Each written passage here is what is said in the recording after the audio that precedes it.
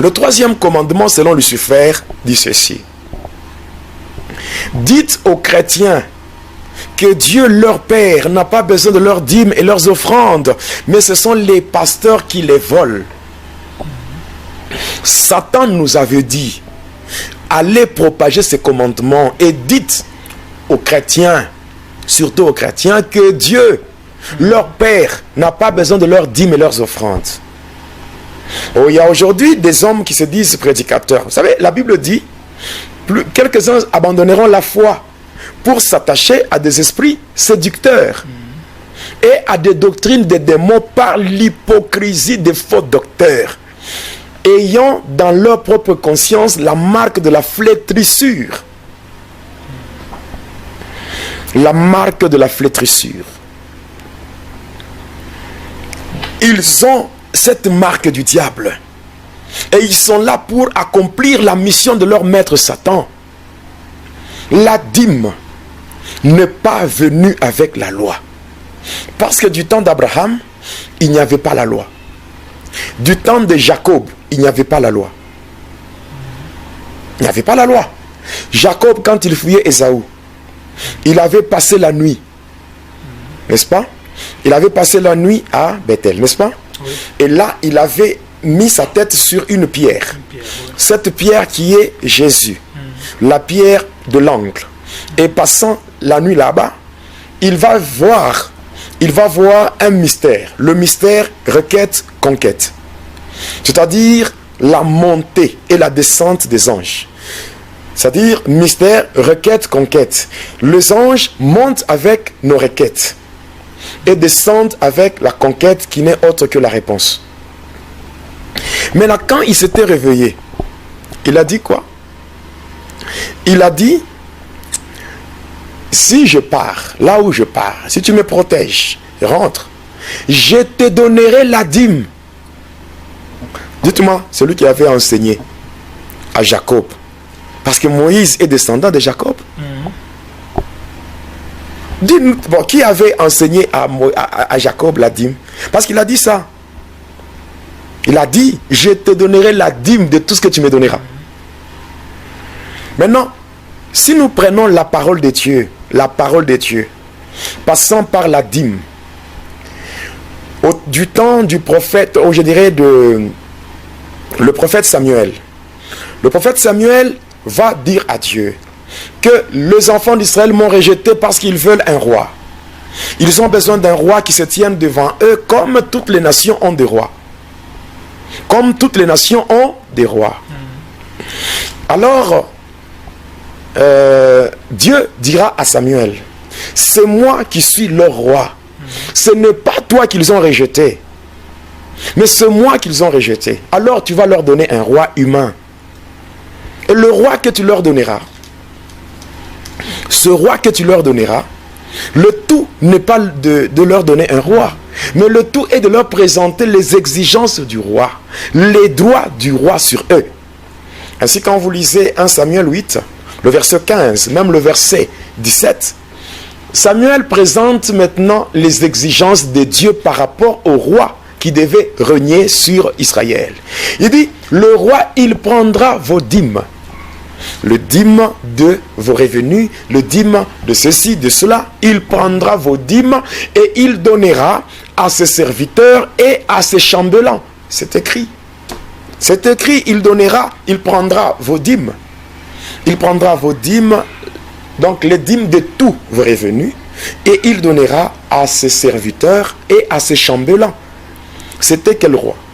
Le premier roi, c'était le roi Saül, qui a été le fils de Kis, le Benjamite, qui a régné comme le tout premier roi sur Israël. Voilà. Maintenant, la dîme là, c'était l'exigence du roi. Si vous avez besoin d'un roi, et si vous acceptez qu'il est votre roi, vous devez attester votre obédience à sa couronne. La dîme, c'est le moyen par lequel un sujet atteste son obédience à la couronne de son roi. S'il est votre roi, vous avez demandé un roi. Mais s'il est votre roi, il prendra la dîme de vos revenus et tout, et il donnera à ses serviteurs et à ses chambellans. Ces choses-là, je n'invente pas. Je n'invente pas. 1 Samuel 8, verset 15, verset 17, c'est écrit, je n'invente rien. Par contre, en fait, je suis là pour contredire Satan. Il n'est pas mon maître. Il n'est plus mon maître. Je ne veux pas laisser les enfants de Dieu à la merci de Satan parce qu'ils appliquent ce que le diable veut. Passant par l'hypocrisie des faux docteurs qui viennent dire du n'importe quoi aux enfants de Dieu. Et aujourd'hui, alléluia, la Bible dit quoi? Ça c'est pour le roi. Maintenant quand nous lisons Zacharie 9, qu'est-ce qu'il est dit? Sois dans la joie, sois transporté dans l'allégresse, fille de Jérusalem. Voici ton roi vient. Il est assis sur un ânon, n'est-ce pas? Voilà, voici ton roi vient. Il est assis sur un ânon. Alléluia. Le petit d'une ânesse. Ce roi-là qui vient, qui est assis sur un ânon, c'est qui? L'entrée de Jésus à Jérusalem, c'était comment? Il était assis sur l'ânon. Maintenant, c'est celui le roi. Maintenant, si Jésus est notre roi, pour attester notre obédience à sa couronne, mais nous payons la dîme. Nous payons la dîme à Jésus. Étant notre roi, c'est notre façon pour attester notre obédience à la couronne de Jésus. Si je dois entrer dans la révélation, si je dois entrer dans le réma, j'aimerais dire que Abraham avait donné la dîme à Jésus. Oui. Vous savez, Jésus dit aux Juifs, avant que Abraham fût, je suis. Donc Jésus a existé avant Abraham. Et même Jésus avait dit que lorsque Abraham l'avait vu, il avait tressailli de joie. C'est écrit dans la Bible, dans le livre des psaumes. Maintenant, Abraham avait donné la dîme à qui? Je viens de vous dire que la dîme, c'est le moyen par lequel un sujet atteste son obédience à la couronne de son roi. Et Abraham n'avait pas donné la dîme à n'importe qui. Il avait donné la dîme à un roi. Oui, il a donné la dîme à Melchisedec. Melchisedec, c'était qui? C'était le roi de Salem. Et maintenant, si nous prenons la typologie de Melchisedec, par rapport à la typologie de Melchisedec, là on comprendra ceci. Melchisedec n'est autre que la représentation de la personne et du ministère de Jésus. En faisant une analyse sur la typologie de Melchisedec, on dit Melchisedec, c'est le roi, n'est-ce pas? Or que Jésus, il est le roi des rois. La Bible dit que Jésus est le roi des rois. De deux, on dit que Melchisedec est le roi d'une ville appelée Salem. Or que Salem signifie la paix. Maintenant, le prince de paix, c'est qui? C'est Jésus. C'est Jésus. On dit Melchisedec, il est le sacrificateur du Dieu très haut. Maintenant, le sacrificateur, le grand sacrificateur, le souverain sacrificateur, selon l'ordre de Melchisedec, c'est qui? C'est Jésus. C'est Jésus. Oui, Melchisedec, quand il s'est présenté devant Abraham, il lui a donné quoi? Il lui a présenté quoi? Le pain et le vin. Maintenant, Jésus, il présente quoi? Il nous donne quoi? Par rapport à la Sainte Seine, il nous présente quoi? Le pain et le vin. Et quand nous allons plus loin, Melchisedec, n'est-ce pas? Il est celui qui n'a ni commencement ni fin. Maintenant, celui qu'on appelle l'alpha et l'oméga, c'est qui? C'est Jésus. Donc, si nous analysons bien la typologie de Melchisedec, nous comprenons que Jésus, que Melchisedec n'est autre que la représentation de la personne et du ministère de Jésus. Là, Abraham avait payé sa dîme à Jésus. Et d'ailleurs, qu'on se le dise, la dîme n'est pas un moyen par lequel on doit s'attirer la bénédiction. Voilà, c'était pratiquement ce qui a été... Je voulais vous poser cette question. Non, la dîme, premièrement. Si Jésus est le roi, son royaume, c'est le royaume des cieux, n'est-ce pas? Si moi, je suis membre du royaume des cieux, n'est-ce pas? Et le roi de ce royaume, c'est qui? C'est Jésus. Et si je veux attester mon obédience à sa couronne, je paye ma dîme. N'est-ce pas? Je paye ma dîme. Et c'est pas bien pour les serviteurs de Dieu de dire que donner... Voilà. La dîme. Lorsque par exemple on dit le roi Saül va prélever la dîme sur vos revenus et il va donner à ses serviteurs et à ses chambellans.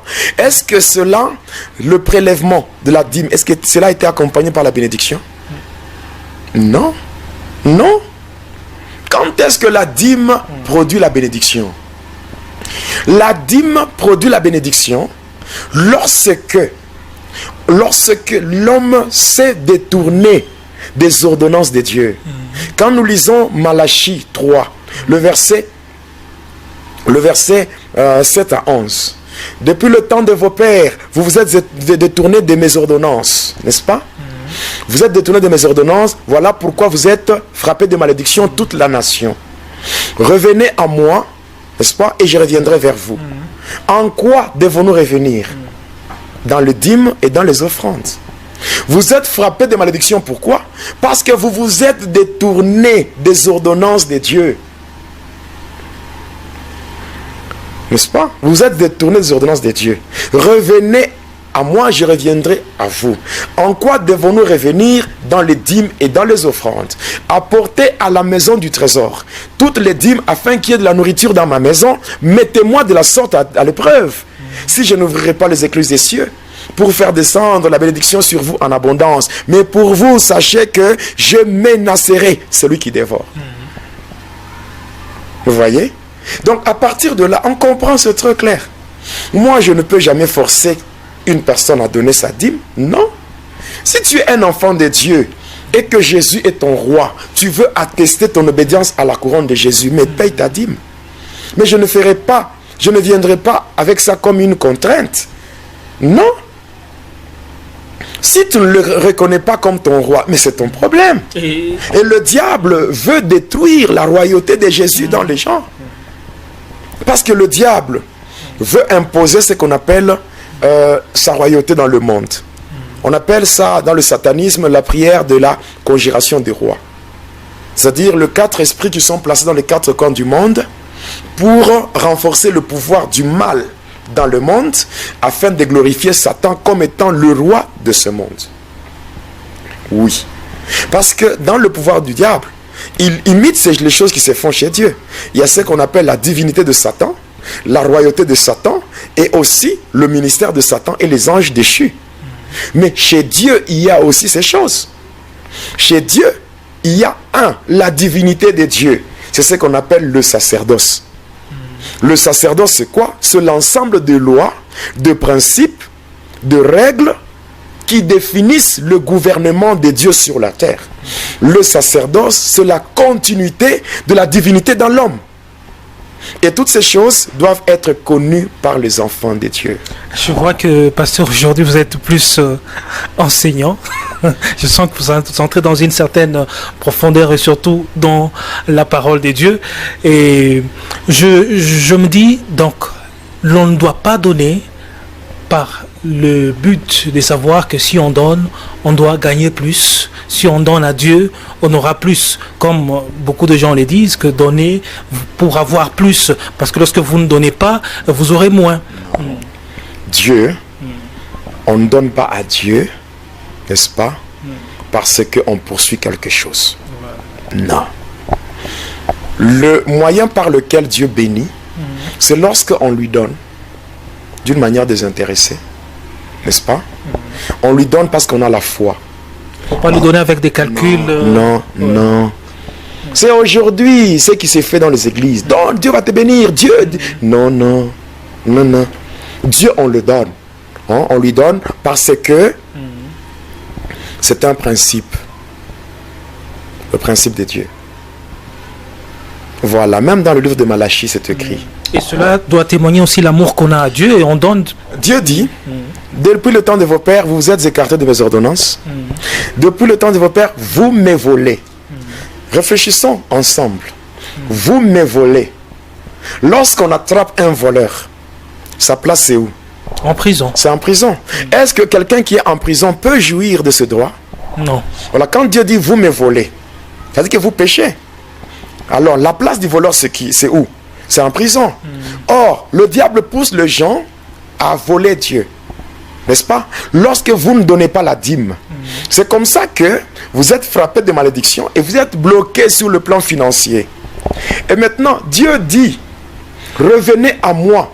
Cette fois-ci, quand on paye la dîme pour ceux qui se sont éloignés de Dieu, pour ceux qui se sont éloignés de Dieu et qui se retrouvent frappés de malédictions sur le plan financier, qui vivent dans des blocages financiers, Dieu leur donne une issue. Comment sortir de la prison financière? Voilà pourquoi il dit apportez à la maison du trésor toutes les dîmes. Et cette fois-là, Dieu ne dit pas payez la dîme, mais dit mettez-moi de la sorte à l'épreuve. Ici, on met Dieu à l'épreuve. Pour dire, on met Dieu devant un fait accompli.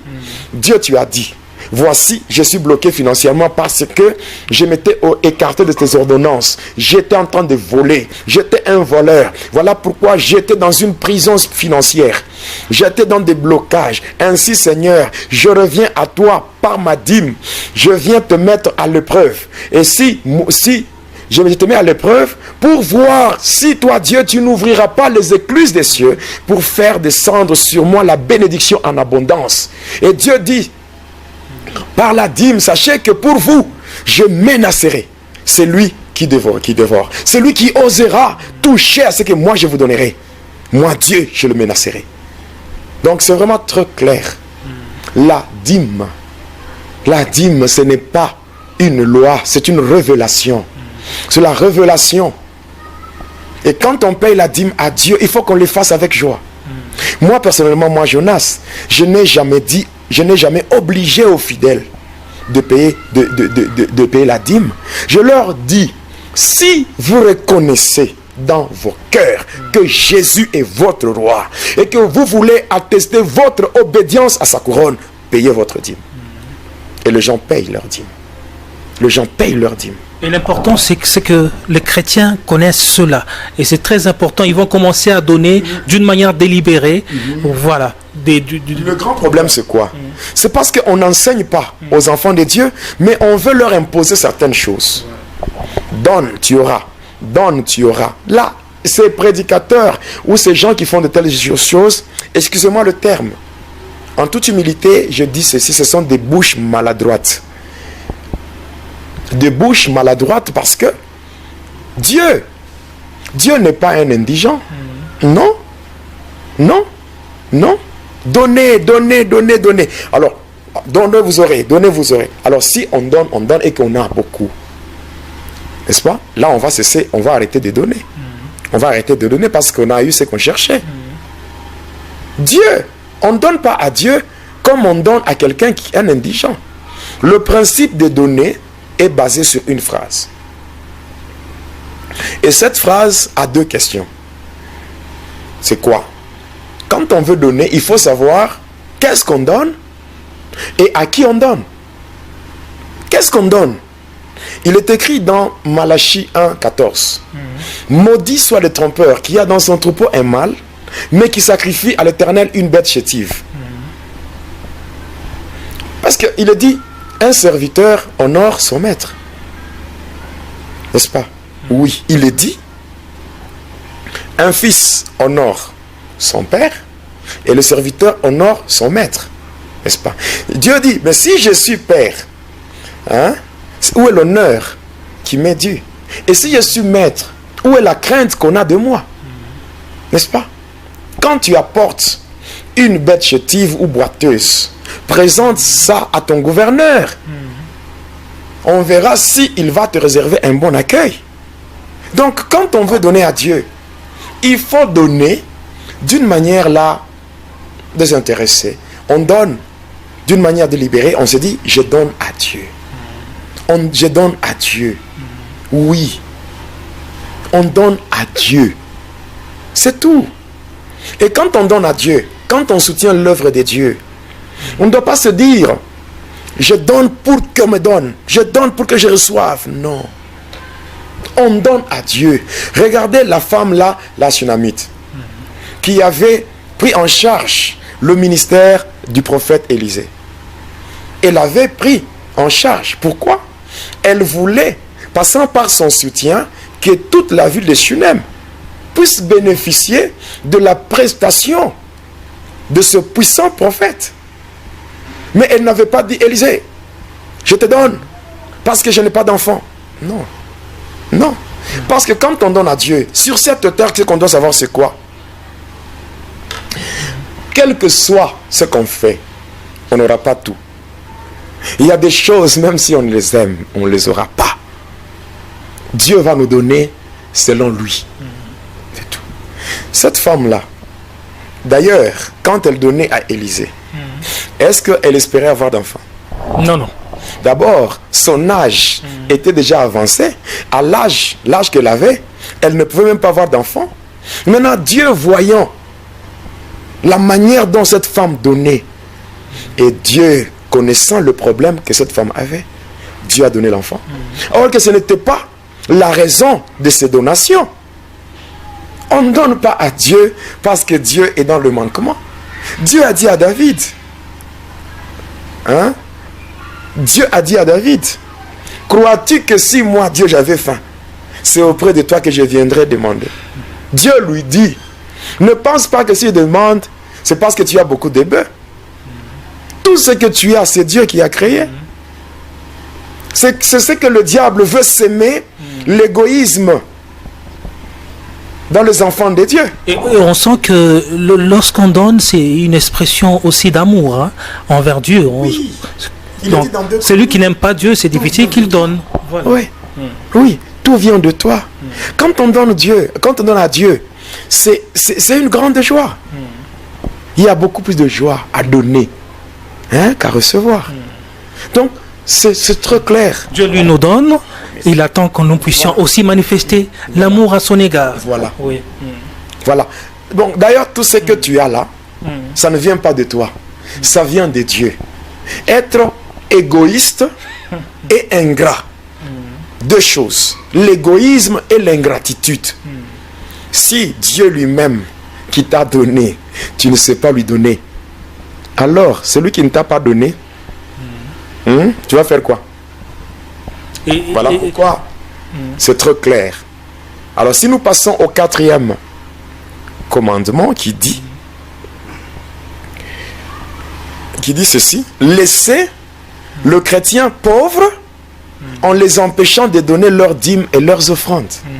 Vous voyez? Parce que tellement qu'on les a poussés à s'écarter des ordonnances, ils deviennent des voleurs. Et maintenant, pour le maintenir, parce qu'ils sont dans des prisons financières, ils sont dans des prisons financières. Maintenant, pour le maintenir, hein, dans ces prisons-là financières, dans des blocages et tout, on dit, allez, il ne faut pas qu'il donne la dîme. Il ne faut pas qu'il fasse ceci. Vous voyez?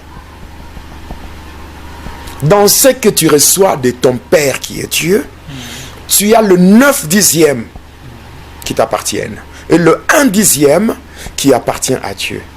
Pourquoi? La dîme, c'est la chose qui est appelée à la destruction. N'est-ce pas? La dîme, c'est la chose qui est appelée à pourrir.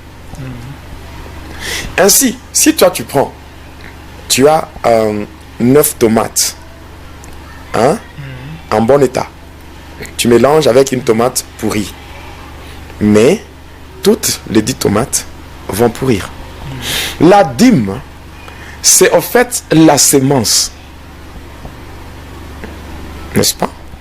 Même quand tu fais ton champ, tu fais la moisson, la récolte que tu effectues, tu ne manges pas tout. Même ceux-là qui font les activités champêtres. Ceux qui font les activités champêtres, ils ne consomment pas tout. Ils prennent leur moisson, ils consomment une partie, il y a une partie qu'on met de côté, on dit quoi? Ça c'est la sémence pour la saison prochaine. Maintenant, si tu consommes tout, et même la semence, maintenant tu vas semer quoi dans le champ? Ici, je suis en train de parler de ce qui est vrai. Parce que quand tu donnes ta dîme, donc tu prends le 9/10, tu consommes. Et tu prends le 1/10, tu donnes à Dieu. Ce que tu sèmes, ce que tu donnes, ça produit encore. Et tu prends encore le 9/10 pour toi. Le 1/10, tu laisses, tu déposes encore. Et ainsi de suite. Et c'est comme ça que les enfants de Dieu doivent se comporter. Ainsi, pour le maintenir dans des prisons financières, dans des blocages, alors on les empêche de donner la dîme. Et on comprend que certains blocages dans la vie des chrétiens, c'est pas le sorcier. Non. C'est eux-mêmes qui sont sorciers. Mais le diable veut ça. Parce que servir Dieu dans la pauvreté, ça crée l'instabilité. Oui. Servir Dieu avec la pauvreté, ça crée l'instabilité. Beaucoup de gens aiment Dieu. Mais à cause de la pauvreté, ils sont dans des compromis. Ils sont dans des choses, beaucoup de choses. Il y a des gens qui gagnent leur vie malhonnêtement. N'est-ce pas? Tout à cause de la pauvreté. Et le diable aime ça. Parce que, écoutez, j'avais dit quelque part que Dieu n'est pas le Dieu des pauvres. C'est-à-dire quoi? Il y a des gens qui sont étonnés quand je dis ça. C'est-à-dire quoi? Dieu aime le pauvre. Je ne sais pas si vous me comprenez. Dieu aime le pauvre pour le rendre riche. C'est-à-dire quoi? Dieu, il peut te trouver, tu es pauvre. N'est-ce pas? Mais il te prend en tant que pauvre. Lui, Dieu te donne. Non, ça ne veut pas dire que Dieu rejette le pauvre. Non, non. Dieu ne rejette pas les pauvres. Mais Dieu n'aime pas la pauvreté. Dieu aime le pauvre en esprit.